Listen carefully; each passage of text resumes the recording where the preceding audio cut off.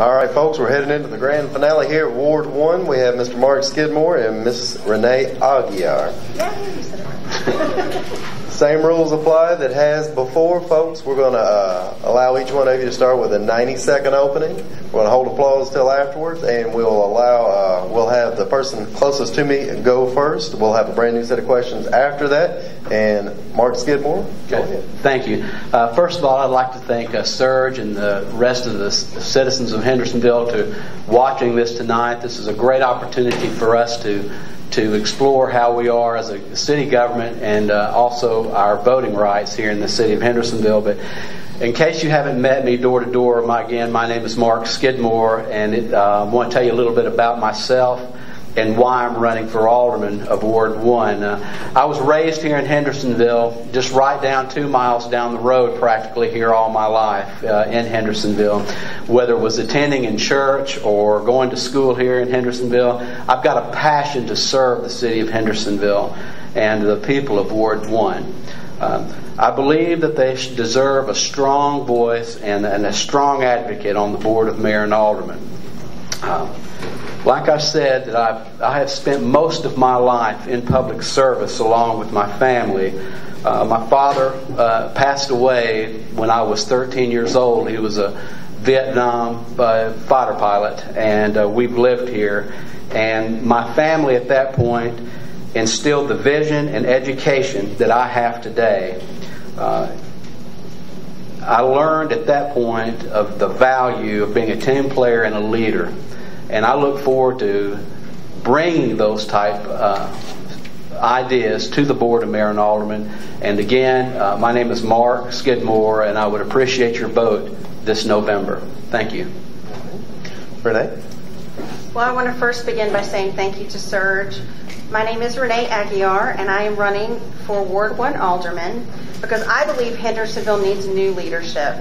It's time for a fresh perspective to end politics as usual and a return to common sense. I am against raising taxes, oppose building new apartments, and support well-planned, high-quality growth. I earned a bachelor's degree in broadcast journalism from the University of Mississippi and went to work as a weekend anchor at a local TV station in Monroe, Louisiana. My family and I relocated to Hendersonville from New Orleans after Hurricane Katrina. Coming from there, I know all too well how even a great city can be crippled by bad leadership. I'm a graduate of Leadership Seminar. I served as an ambassador for the Hendersonville Chamber of Commerce, and I've been active in the Hendersonville Women's Club. My husband David and I teach Sunday school at our church. I am a small business owner and a mom of 3 school-age boys. We chose to move to Hendersonville. We fell in love with Old Hickory Lake, the park systems, and the overall quality of life. I know what a good thing we have here in Hendersonville, and I'm running for alderman to keep it that way. Under what circumstances would you support or oppose a property tax rate increase? I am against raising taxes. I do believe that we need to live within our means, and like the rest of us with a downturn economy, a lot of us had to rethink where we spend our money and how we spend our money, and we just need to be more fiscally responsible. There are cuts that I know that my family has made, that my friends have made as well, to make sure that they live within their means even in these tougher times. And I feel like city government needs to do the exact same thing. Thank you. Mark? Thank you. I am too against raising property taxes in the city of Hendersonville. This is something that's always been near and dear to my heart about how government, whether it be on a local level, state level, or federal level, should live within the means of what they have. I've always felt that our city, should live like we do, and that is what we have in our back pocket. In other words, we don't go out and pay for something that we don't have. If we don't have the money to get it, we have to hold off, just like we do in our families, that we have to hold off until the following year. So I would have to say that I'm opposing against property taxes completely. Thank you. Okay. Next topic is debt and borrowing. And we're going to start with Mark. Okay. The city often receives grants for projects such as roads, but those grants typically require the city to pay for a portion of the project. If the city lacks the funds to pay its portion, do you believe we should borrow to take advantage of the grant or avoid increasing our debt? Yes, a typical political answer, yes and no. But here's the thing we've got to do. Yes, we do, because that is a thing that the governments on all levels should take, I believe, should take advantage of. We have a lot of grants that we have in the city of Hendersonville that go by an 80-20 split, whereas the 80% comes from the federal government and the 20% that we pay here in our city. And those and that gives us the advantage to build the things that we need, whether it be roads, whether it be drainage projects, whether it be any even governmental buildings. Those type of situations I'm a strong advocate for, and it gives us the opportunity to have those things because we can pay them back as we would like if it was, say, a car loan. You have per month, or on a car loan you pay per month, or you do every quarter for the city of Hendersonville when you're paying on your loans to the federal government. So I am a proponent of those type of advantages. Well, it's a tough question because it is important to make sure that there is infrastructure there and that the roads are safe for our residents. But, in general, I would say that I'm against borrowing money or taking money that you don't have. So it would have to be after a lot of due diligence and a lot of planning that I would want to spend money that we don't have. Seems like it would be more likely no for me. Okay. Would you support additional multifamily dwellings in Hendersonville, and why or why not? As I said in my opening, I'm against building a lot of apartment buildings. I think it's really hard on our infrastructure. I think it's hard on our system, our roads, and I just feel like Hendersonville right now is at a crossroads, and we really need to do what we can to make sure that we have enough proper things in place in order to take care of the residents we have today. So by having a lot of multi-family housing, it really just puts a big burden on our infrastructure. And so obviously I'm opposed to that. Okay. Mark? Yeah, thank you for that question. As most of you know me, I disagree with any of that at all. The multifamily dwelling, we have enough here in Hendersonville. And I guess this was near and dear to my heart in Ward 1, because let me give you a quick example. I was campaigning over on Powell Drive two nights ago, and there is a subdivision right off of Powell Drive. If you drive down there, you can see where we had a multifamily development that was built there, and there's only one section of it that has been built.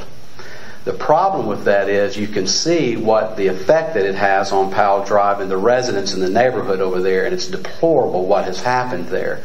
And so that has a direct effect to me when in my ward that I'm going to be representing, and you can see the things that's half built. And that's what's happening in Hendersonville when they get these things rezoned. So we're going to have to take a fresh approach on how we're looking at multifamily dwellings and how we rezone for the rest of our land here in Hendersonville, because it's slowly being evaporated with the commercial development and also the residential developments that we're having in our community. Thank you. Okay. The city currently limits liquor stores to one for every 12,000 residents. Do you believe this ordinance is needed? Why or why not? Well, I don't really go to liquor stores, but I think we've got enough in Hendersonville of liquor stores. So I don't know. What was the question again? Let me say again.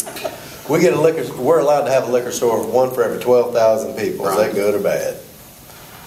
It's bad. I mean, we don't need any more liquor stores in Hendersonville. That's just so that's it. We just don't need them. All right. And I'll repeat the question for clarification. All right. The city limits liquor stores to one for every 12,000 residents. Do you believe that ordinance is needed? Why or why not? I really don't know the ordinance that well, and it's one of those things I would have to do some studying and research as to, why it's in effect and how important it is to the residents of this area. Because I do believe that my position would be to speak for the people. So my personal opinion on the matter would be different from his, because I do believe in free trade. I do believe that folks should have the right to open a business as long as it makes sense and it's the right kind of business. Liquor stores are not something I would really want to see a whole heck of a lot of around here. But I think instead I'd like to focus on, really, the question is about economic development, and I don't think that Hendersonville needs to focus on liquor stores in their economic development department. They really need to look at the issues at hand.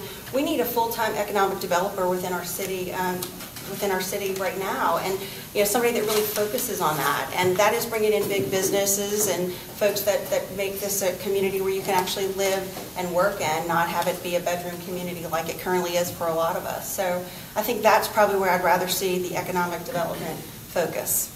All right. Recently, the Board of Mayor and Aldermen approved a bond for over $1 million to address drainage and street lights. Do you believe that is enough to address the problems? And if not, then what further improvements do you think are needed, and how would you propose the city pay for additional improvements? Well, I will say, like the candidate before me that spoke on flooding coming from New Orleans, I'm very sensitive to the topic. And I actually have experienced firsthand and how dreadful it is to you and your family when you lose everything in a flood. So I do think it's a very important part of making sure this community does take care of its residents. And, I'd say more than anything, we need to spend the money that we have. We don't need to spend money that we don't have. But at the same time, I think we need to prioritize those dollars for the folks that it's going to make the most difference and the biggest impact, as well as look at, and I would keep these priorities fairly equally, the safety and the of our residents and their homes. So I do believe that we need to look at those projects very carefully, but at the same time, we do need to at sometimes approve them and at other times need to hold back and make sure that we're just spending the money we have. All right. All right, thank you. As far as the city as a whole, it's not near enough money that needs to be. I've lived here practically all my life, and I've seen so many drainage problems in so many streets that desperately need to be resurfaced, especially in my ward, in Ward 1. What we've got to do is we've got to take a proactive approach on how we address the situation. If you've walked as many streets as I have in my ward right now, you'll see the deplorable conditions that a lot of our streets have gotten into. We just experienced about a 3-day straight rain here in Hendersonville not more than a week ago, and believe you me, in my ward, which is the oldest section of Hendersonville, we have more drainage problems than the old saying, you can shake a stick at. And so I want to try, once I'm elected to the board, I want to get with the Public Works Department and Committee and the Mayor's office and see if we can't get a new, fresh approach on how we address these drainage problems and street resurfacing. And that would be at least be looking maybe at a new 5-year plan on how we address and how we prioritize our public works issues in this city. Because that is one of the main problems that we have besides traffic in Ward 1 is those street resurfacing and those drainage problems. And not only in the oldest sections of town, but even in our new subdivisions that we have in Ward 1. They're having the same problems as this older section of town. So it's not near enough, and we need to try to correct that. Thank you. Okay. Well, now we're ready for our closing statements. We opened with Mark. We're going to close with Renee. You both have 90 seconds. Well, thank you again for the invitation to be here this evening. Thank you so much, Serge, for hosting this forum. As the folks in this room know, the decisions being made today are going to shape our community's future for years to come. We need to eliminate wasteful spending and demand government live within its means. Our roads need to be fixed and traffic flow needs to be improved. We need to keep Rivergate's problems out of Hendersonville, and we need to get serious about marketing the city by the lake, to relocating expanding companies in order to bring high-quality jobs closer to home. More than anything else, though, I want to be an ethical and honest alderman for the people I'm elected to represent. I've never run for office before, and I'm not a politician. I don't like political games, and I won't make promises I won't keep. I believe public service is a privilege, and I believe in doing what's right. And I believe in Hendersonville, and I want to earn your trust and support. And I'm asking you for your vote on Election Day. Thank you so much.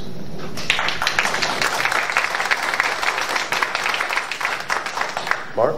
Thank you. Again, I want to thank Serge and the people of Hendersonville for allowing us this platform to get out and express our views for the city of Hendersonville, because this next election we have in November is probably one of the most important elections that we as a city has faced in several years in our community. I've always said when I've gone speaking with people door to door, and we've come home at night after we've campaigned and we're eating our dinner, that one of the greatest assets we have here in Hendersonville is our people. And from our youth to the hardworking people of Ward 1 to our senior citizens in Ward 1, the safety and security and the welfare of our homes and for our neighbors is the most important thing that I can offer the people of Ward 1. I will fight to protect our people and our property. No problem will ever be too small, and no problem will ever be too big for me. I will work hard for you to get it done. Whether it be resurfacing of roads, proper drainage problems, fire and police protection, or keeping our property taxes low, the people of Ward 1 should have those type problems solved, because they deserve it. You all deserve that from us. I will help you with those expectations. I thank you. My name again is Mark Skidmore, and I would appreciate your vote this November.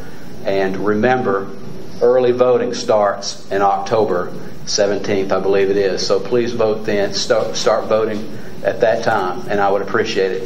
And thank you again. Thank you, sir.